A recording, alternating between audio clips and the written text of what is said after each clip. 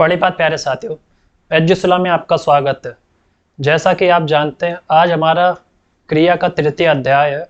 जैसा कि आपने देखा होगा, कल जो नोटिफिकेशन आई यूपीएसआई की 4583 पदों पे भर्ती अब शुरू हो चुकी है और उसी के लिए हम लोग आज यहाँ पर हिंदी पढ़ रहे हैं, जिसका आज हम लोग तीसरा अध्याय शुरू करेंगे।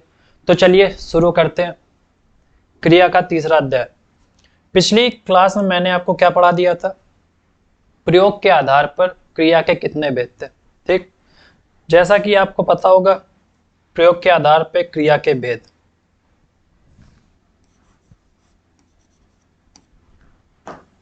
तो कितने भेद बताए थे आपको? ध्यान है, प्रयोग के आधार पर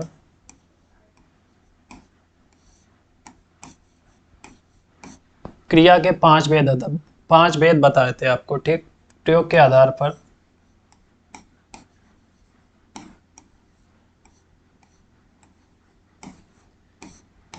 क्रिया के 5 भेद थे। कौन कौन से थे मैं आपको बता चुका हूं और आज हम उसी के बारे में जानेंगे आगे।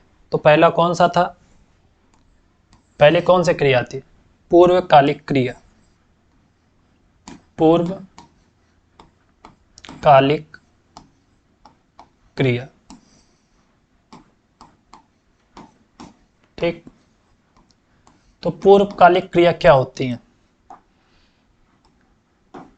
जब दो क्रिया एक साथ होती हैं, मतलब दो कार्य एक साथ होते हैं, जो पहले वाला कार्य होता है, जिसमें आप देख सकते हैं इसके नाम से ही पूर्व। ठीक, पहले वाला जो क्रिया पहले हुई, दो क्रिया में जो क्रिया पहले हुई है, जैसे मैं रोकर सो गया, ठीक, वह चलते चलते गिर गया, इस प्रकार की क्रिया। इसका हम लोग वो देख लेते हैं परिभाषा। ठीक है, जब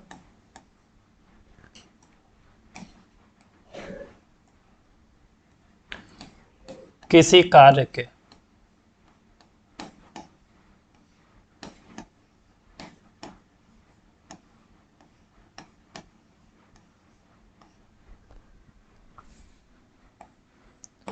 तुरंत बाद ही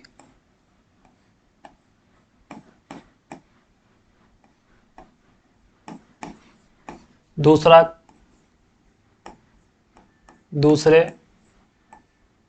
कार्य का होना पाया जाता है। दूसरे कार्य का होना पाया जाता है, तो वहां कौन सी क्रिया होती है? पूर्वकालिक क्रिया होती है। उदाहरण के लिए समझते हैं कौन सा।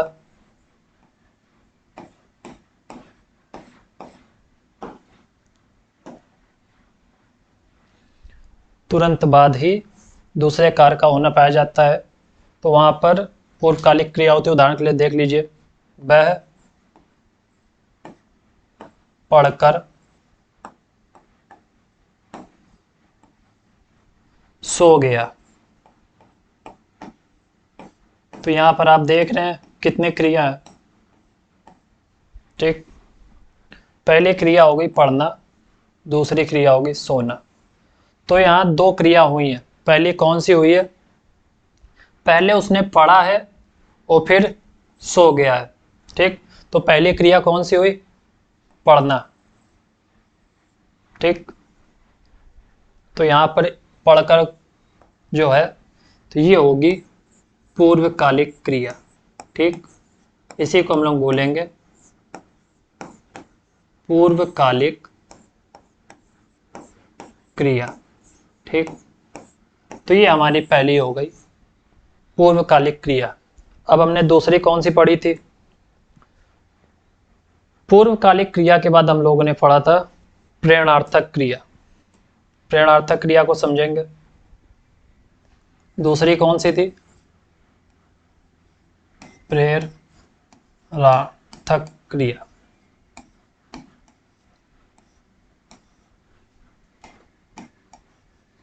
ये क्रिया आपको पहले भी पढ़ा चुके हैं।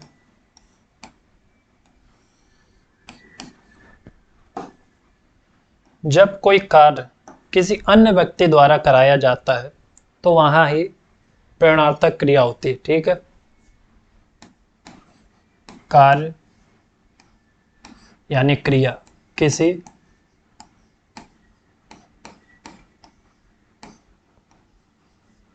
दूसरे व्यक्ति से कराई जाए, कार्य किसी दूसरे व्यक्ति से कराना।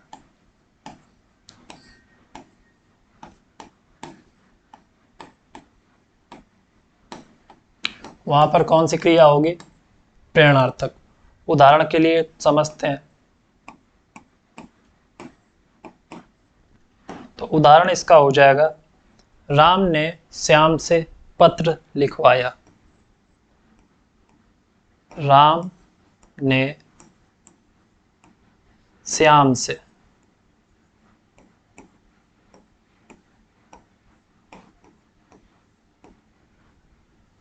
पत्र लिखवाया।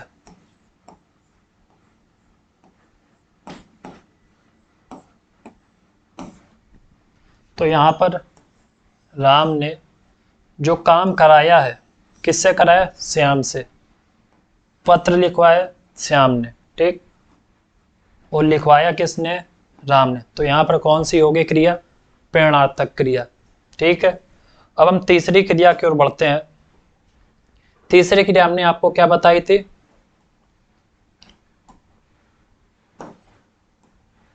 नाम धातु क्रिया। ठीक, तीसरी क्रिया की ओर बढ़ते हैं, समझेंगे नाम धातु क्रिया को। ठीक, नाम धातु क्रिया। ठीक, तो ये क्रिया कौन कौन सी होती हैं? तो वे क्रिया जो संज्ञा, सर्वनाम या विशेषण द्वारा बनती है, तो उन्हें हम बोलते हैं नाम धातु क्रिया। तो इसकी परिभाषा देख लीजिए, वे क्रिया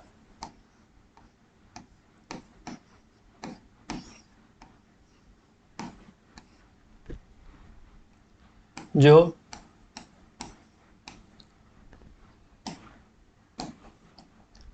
संज्ञा,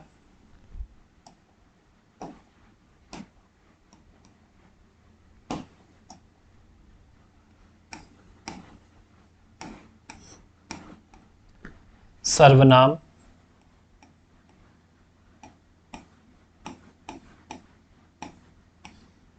और विशेषण से, ठीक, इन शब्दों से बनती है, उन्हें हम कौन सी क्रिया बोलते हैं? नाम धातु क्रिया।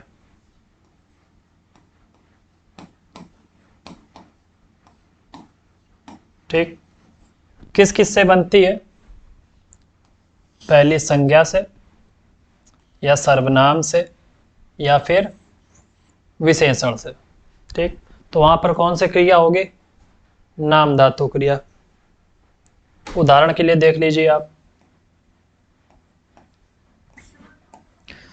संज्ञा शब्द जैसे आप शब्द लिखिए पहले, लाठी। तो यहां पर पहले हम लोग जो क्रिया बनाते थे वो हम लोग किससे बनाते थे? मूल धातु। ठीक, किस किस से? मूल धातु में हम लोग क्या जोड़ के बनाते थे? ना। ठीक, लेकिन यहां पर ये लाठी क्या है? एक संज्ञा है। कौन सी संज्ञा है? ये जातिवाचक संज्ञा। ठीक, और दूसरी देख लीजिए, सर्वनाम से देख लीजिए, जैसे अपना। अपना कौन सा शब्द है? सर्वनाम। ठीक है, और तीसरा देख लीजिए आप, ठंडा, जैसे ठंडा पानी, ठंडी शरबत, तो क्या होता है? ये विशेषण। तो लाठी का क्या हो जाएगा? लठियाना।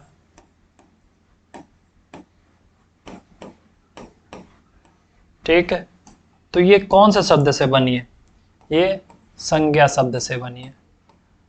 ठीक, इसका निर्माण जो हुआ है संज्ञा से हुआ है।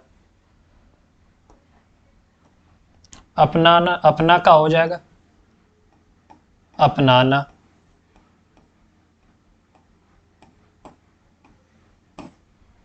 ठीक, तो इसका निर्माण किससे हुआ है? सर्वनाम से। ठीक,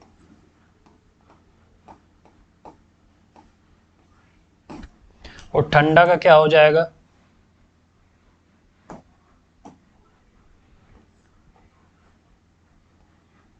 ठंडाना।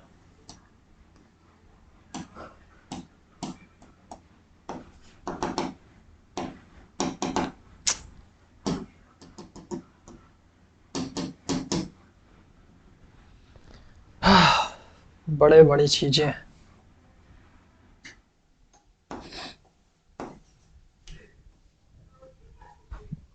लाइट भी चली गई, दिख रहा है। ठीक है, इसी से चलाते हैं काम। ठंडा का हो जाएगा ठंडाना।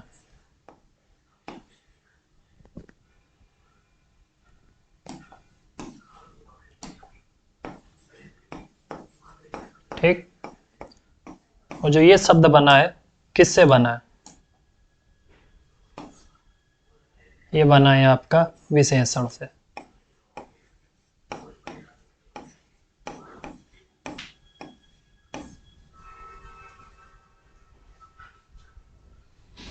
और नाम धातु क्रिया के बाद हम लोग कौन सी क्रिया देखेंगे? कृदंत क्रिया। ठीक, अब हम लोग चलते हैं कृदंत क्रिया की ओर।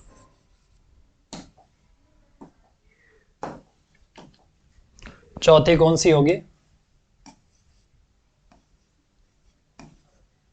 कृदंत।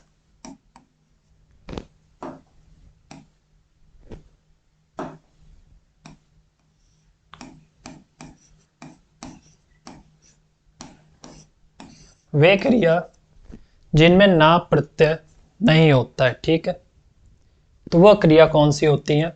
कृदंत। इसका परिभाषा देख लीजिए। जिनमें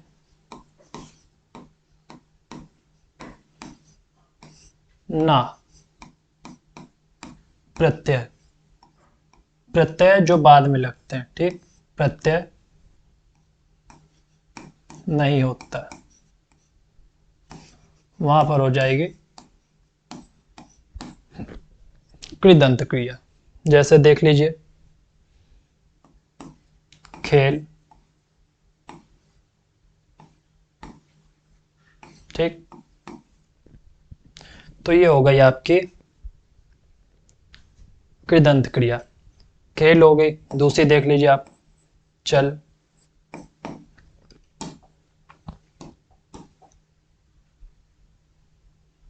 खेल से आपका क्या हो जाएगा? खेलेगा, खेलता।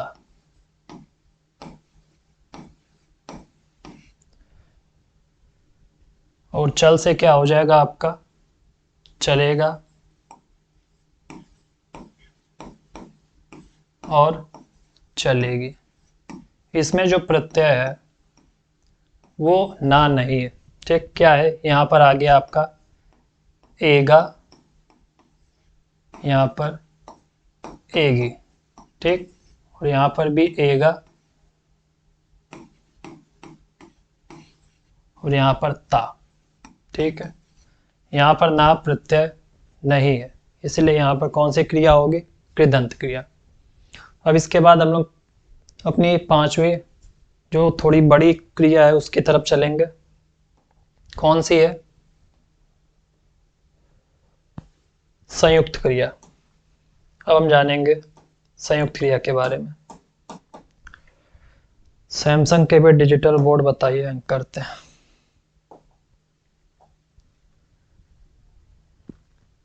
पांचवी कौन सी पढ़ेंगे आप? संयुक्त क्रिया। यूपीएसआई में इससे काफी क्वेश्चन बनते हैं।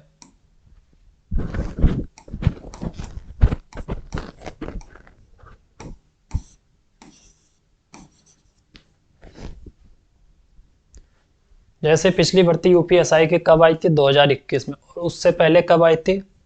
लगभग 2017 और 2021 के बाद अब आई है 2025 में। टोटल कितनी वैकेंसी आई है?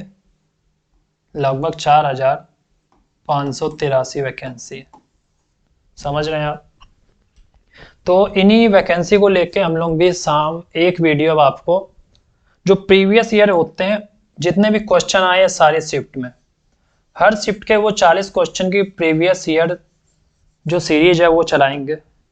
रोज आपको एक वीडियो उसकी भी मिलती रहेगी, ठीक।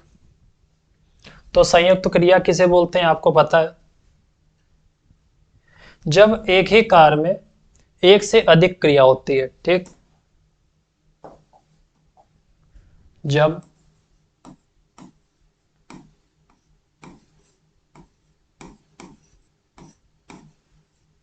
एक ही कार्य में एक से अधिक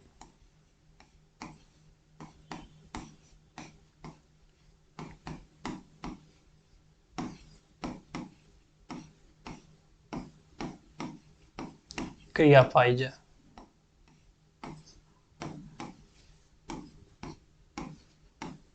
तो वहां कौन सी क्रिया होगी? संयुक्त क्रिया होगी, ठीक है। जैसे उदाहरण के लिए देख लीजिए,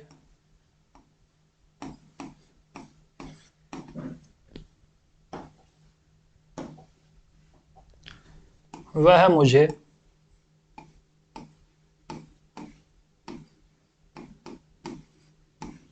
मार डालेगी,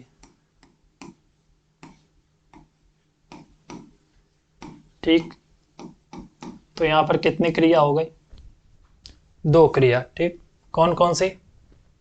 पहली ये मारना, दूसरी ये डालना, ठीक। मारना और डालना, ये हो गई आपकी दो क्रिया, ठीक। दूसरा उदाहरण देख लीजिए, राम सामान ले जाएगा।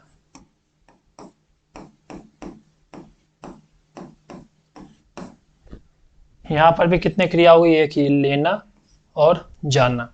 तो यहां पर संयुक्त क्रिया होती है दो, जो दो क्रिया हो गई, तो इन्हीं को बोलेंगे हम लोग संयुक्त क्रिया। अब पेपर में कभी कभी पूछा जाता है संयुक्त क्रिया के कितने भेद हैं, ठीक। आपने संयुक्त क्रिया पढ़ा, अब हम जानेंगे संयुक्त क्रिया के भेद। तो संयुक्त क्रिया के कितने भेद होते हैं?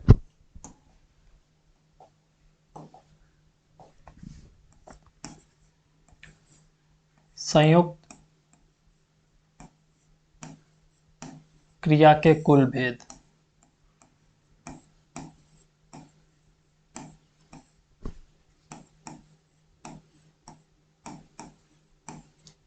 तो इसके कुल भेद होते हैं 11। कौन कौन से? वैसे छोटे मोटे जो होते हैं पेपर, जैसे पुलिस वुलिस का हो गया, तो उनमें शायद इसके ज़्यादा डीपली ना पूछे जाएं। लेकिन पिछली बार एसएससी जीडी में और यूपीएसआई में इससे क्वेश्चन पूछा ही जाता है, और आया भी था, चांसेस है आगे भी आ जाएगा। तो संयुक्त क्रिया के जो कुल भेद हैं वो हैं 11, ठीक। तो टोटल जो भेद हैं इसके 11। कौन कौन से? तो पहला हो गया आरंभ बोधक। आरंभ बोधक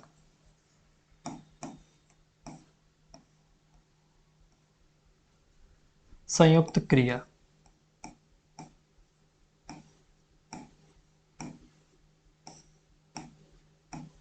ठीक। तो इस क्रिया में जो कार्य है, जो कार्य आरंभ होने का बोध होता है, ठीक है, इसमें कार्य के आरंभ होने का बोध होता है, तो वही उसे बोलते हैं आरंभ बोधक क्रिया, ठीक है, जैसे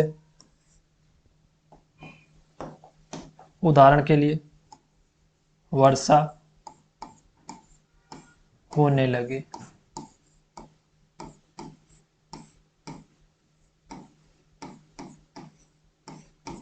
वैसे आरंभ और प्रारंभ में आपको अंतर पता है?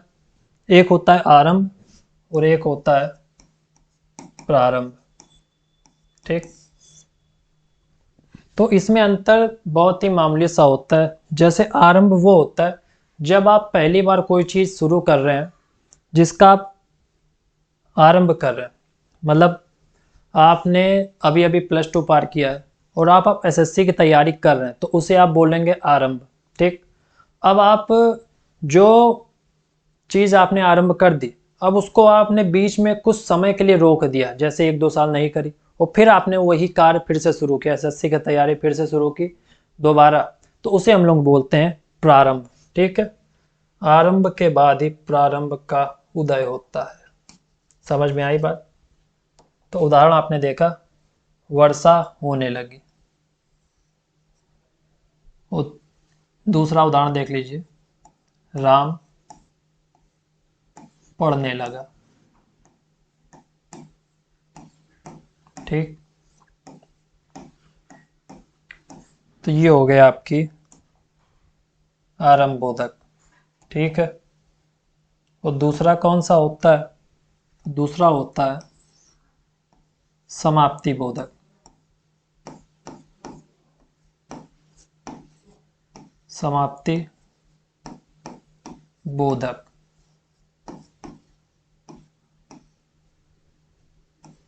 संयुक्त क्रिया।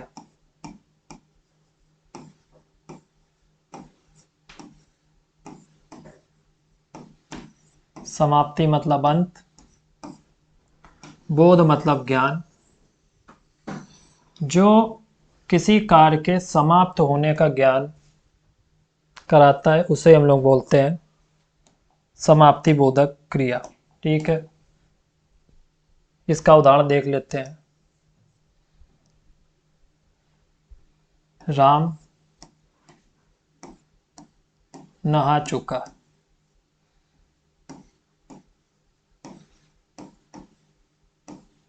ठीक, दूसरा देख लेते हैं, रसिका जी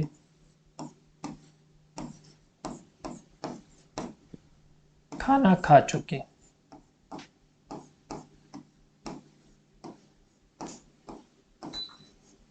तो इसमें जो कार्य है वो पूर्ण हो चुका है। ठीक है, समाप्त हो चुका है, तो यहाँ पे कौन सा हो जाएगा? समाप्ति बोधक संयुक्त क्रिया। ठीक है, अब हम अपनी तीसरी क्रिया के बाद चलते हैं, अवकाश बोधक संयुक्त क्रिया की ओर। ठीक, तीसरी कौन सी हो गई? अवकाश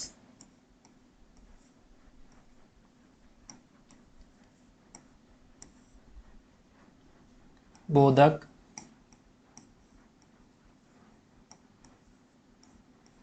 संयुक्त क्रिया।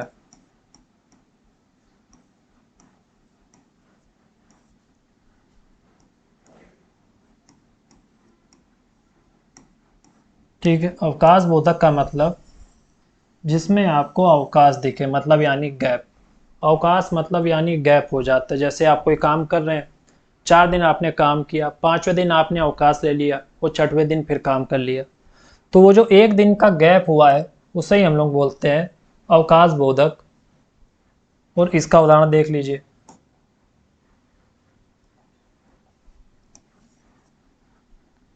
राम गाना नहीं गा पाया। ठीक, गाना तो चाहता था लेकिन गा नहीं पाया, तो यहाँ पर कौन सा हो गया? अवकाश बोधक। राधा घर नहीं जा पाई,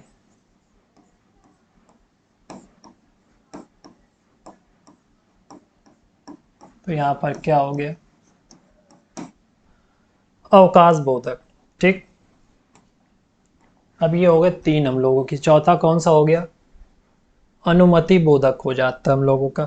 संयुक्त क्रिया में हम लोगों का चौथा जो है अनुमति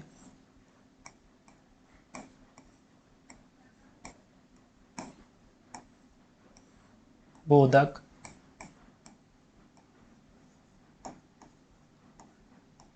संयुक्त क्रिया।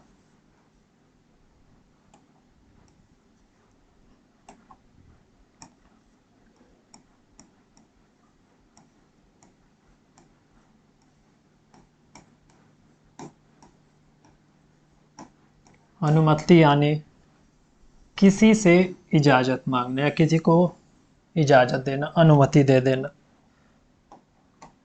ठीक,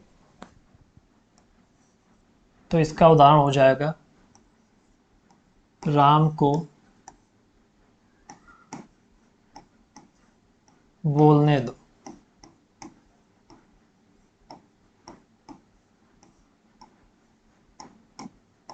ठीक, दूसरा देख लेते हैं, उसे जाने दो। यहाँ पर अनुमति दी जा रही है, तो यहाँ पर कौन सा हो जाएगा? अनुमति बोधक संयुक्त क्रिया। अब हम इसका पांचवा भेद देखेंगे कौन सा होता है। तो पांचवा इसका जो भेद होता है नित्यता बोधक। नित्यता बोधक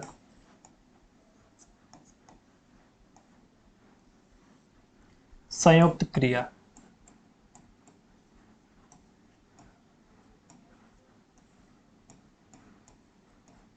ठीक,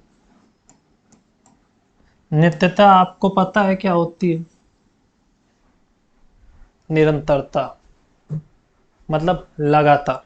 जो क्रिया, जो कार्य लगातार होता रहता है उसे हम लोग बोलते हैं नित्यता। जैसे वर्षा हो रही है।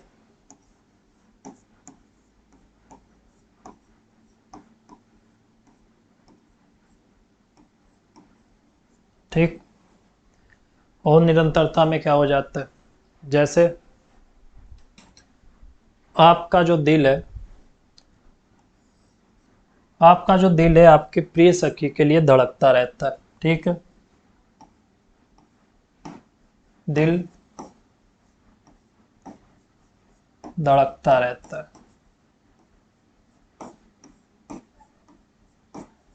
तो ये हो गई आपकी नित्यता बोधक क्रिया। ठीक, अब छठवीं कौन सी हो जाती है? छठवीं जो होती है आवश्यकता बोधक संयुक्त क्रिया। ठीक, छठी जो हो गई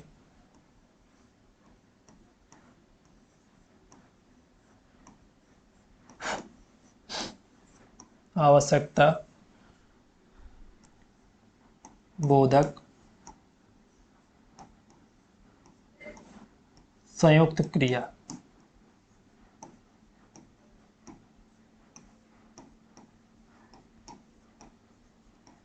अब आवश्यकता बोधक मतलब अगर आपका कार्य करने का मन नहीं है फिर भी आपको कार्य करना पड़ेगा। जैसे जो आपकी आवश्यकता होती है। ठीक, जैसे कई लड़कियां होती हैं वो हर काम करती है अपना, जैसे कहीं भी जाएं, लेकिन उनको फिर घर के कार्य करने ही पड़ते हैं। ठीक है, तो वही हम लोग बोलते हैं आवश्यकता बोधक संयुक्त क्रिया। ठीक, तो उदाहरण के लिए देख लीजिए, राधा को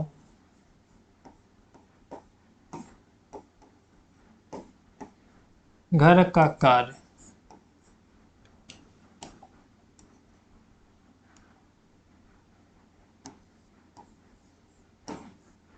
घर का कार्य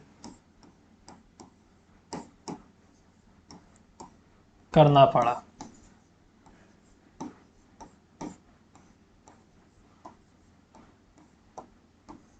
ठीक, तो यहाँ पर क्या हो गई? इसको आप ऐसे लिख लीजिए, राधा को घर का कार्य करना पड़ता है, ये ज़्यादा सही। तो यहाँ पर ये हो गई आपकी आवश्यकता बोधक संयुक्त क्रिया। ठीक है, और छठवीं कौन सी होती है?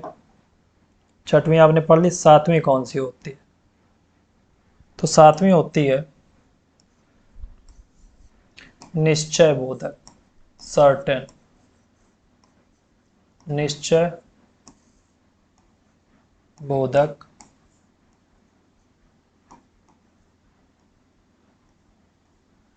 संयुक्त क्रिया।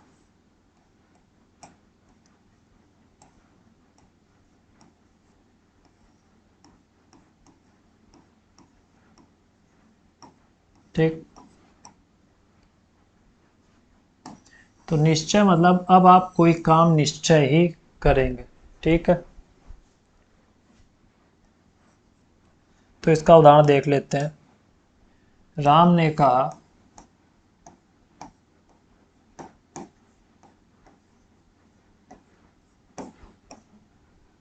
कि अब वह पढ़ेगा।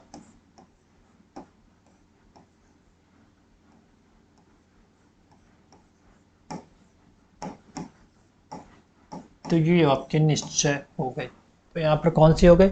निश्चय बोधक संयुक्त क्रिया। अब आप आठवीं देख लीजिए कौन सी होती है। तो आठवीं होती है इच्छा बोधक संयुक्त क्रिया। ठीक,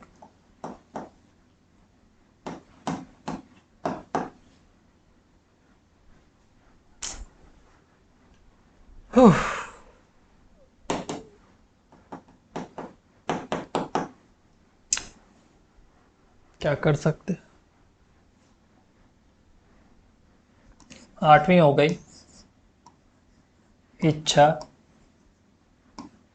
बोधक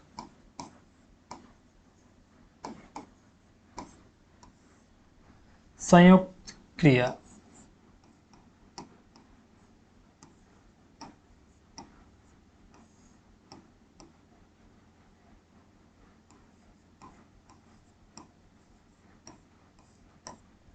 इच्छा मतलब जो अपनी इच्छा से कार्य किया जाए उसे ही हम लोग बोलते हैं इच्छा बोधक संयुक्त क्रिया। ठीक, इसका उदाहरण देख लेते हैं, क्या हो जाएगा। राधा घूमने जाना चाहती है, घूमने जाना चाहती है, चाहना यानी इच्छा। दूसरा देख लेते हैं, राम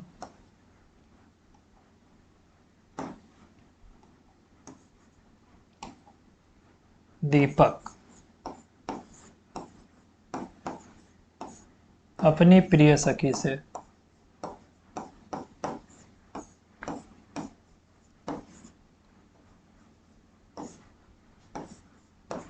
विवाह करना चाहता है।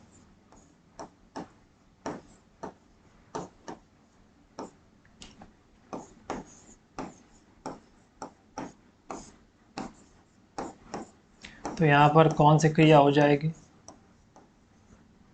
तो यहाँ पर हो जाएगी आपकी इच्छा बोधक, जहां पर आपकी इच्छा को दर्शाया जाता है। ठीक, अब इसके बाद कौन सी हो गई?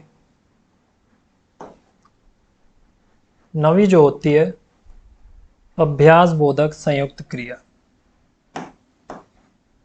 नवी हो गई अभ्यास बोधक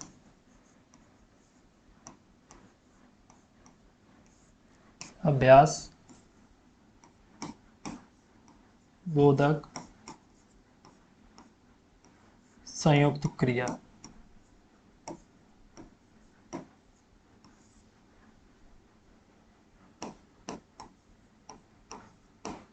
जिसमें आपकी प्रैक्टिस दिखाई जाती है, आपको अभ्यास दिखाया जाता है। ठीक है, उदाहरण के लिए देख लीजिए, वह पत्र लिखा करता है।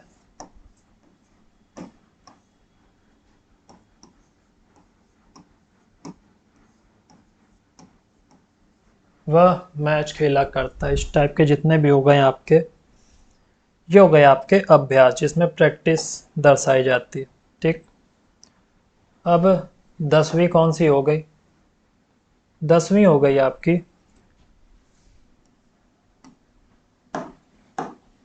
शक्ति बोधक, जिसमें शक्ति का प्रदर्शन होता है। ठीक, जो आप कहीं ना कहीं दिखाते होंगे। शक्ति बोधक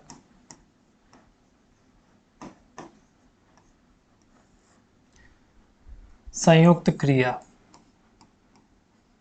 आज लिखने का काम कुछ ज़्यादा है, जो कि करना ही पड़ेगा। ठीक, तो यहाँ पर शक्ति का प्रदर्शन हो रहा है।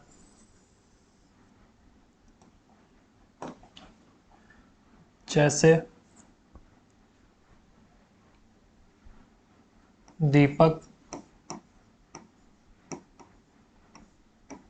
दीवार तोड़ सकता है।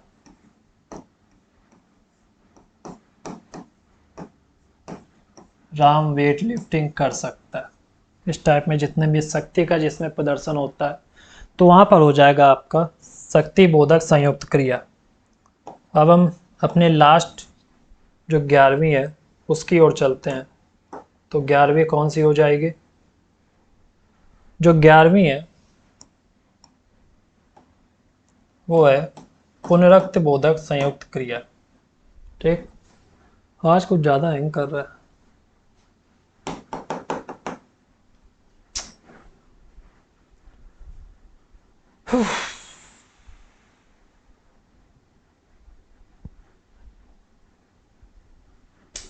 कौन सी थी 11वीं? पुनरुक्त बोधक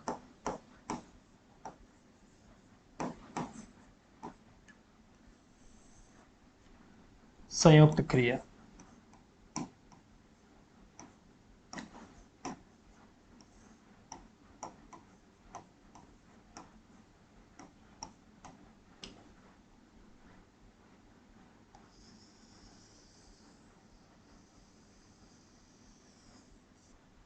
जिसमें दो क्रिया समान ध्वनि की।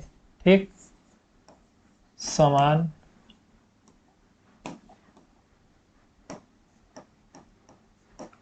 ध्वनि की। ठीक, एक साथ जो आती हैं उन्हें हम बोलते हैं पुनरुक्त बोधक संयुक्त क्रिया। उदाहरण देख लेते हैं। वह घूमती फिरती रहती है। घूमती फिरती रहती है। दूसरा देख लेते हैं। रसिका जी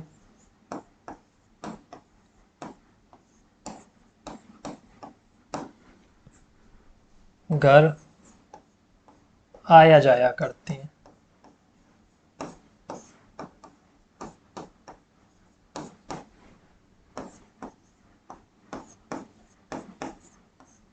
समान ध्वनि की जो दो क्रिया होती हैं, जो शब्द होते हैं समान ध्वनि के होते हैं, और जिसमें से एक का अर्थ होता है, जैसे घूमने आपका जो हो गया, ये आता है आपके सार्थक शब्दों में। सार्थक जिसका कोई मतलब होता है। ठीक है, सार्थक शब्द होते हैं। फिरती निरर्थक, जो आए हैं लेकिन इनका कोई भी अर्थ नहीं है, निरर्थक शब्द। ठीक, घूमना फिरना और आना जाना ये सब आपके हो गए पुनरुक्त बोधक संयुक्त क्रिया। तो आपने देखा संयुक्त क्रिया के कितने भेद होते हैं। सबसे पहले प्रयोग के आधार पर क्रिया के भेद आपने देखे 5 थे। पहला कौन सा था? पूर्वकालिक। ठीक, दूसरा प्रेरणार्थक। ठीक, तीसरा नाम धातु हो गया था। चौथा कृदंत था। 5वां संयुक्त क्रिया। ठीक, और संयुक्त क्रिया के अंदर 11 भेद थे जो कि आप टोटल पढ़ चुके हैं, और ये आपने 11वां देख लिया, पुनरुक्त बोधक। तो कल हम लोगों की क्रिया की लास्ट क्लास होगी जिसमें हम क्रिया ख़त्म कर लेंगे। आज के लिए बस इतना ही। धन्यवाद। ठीक।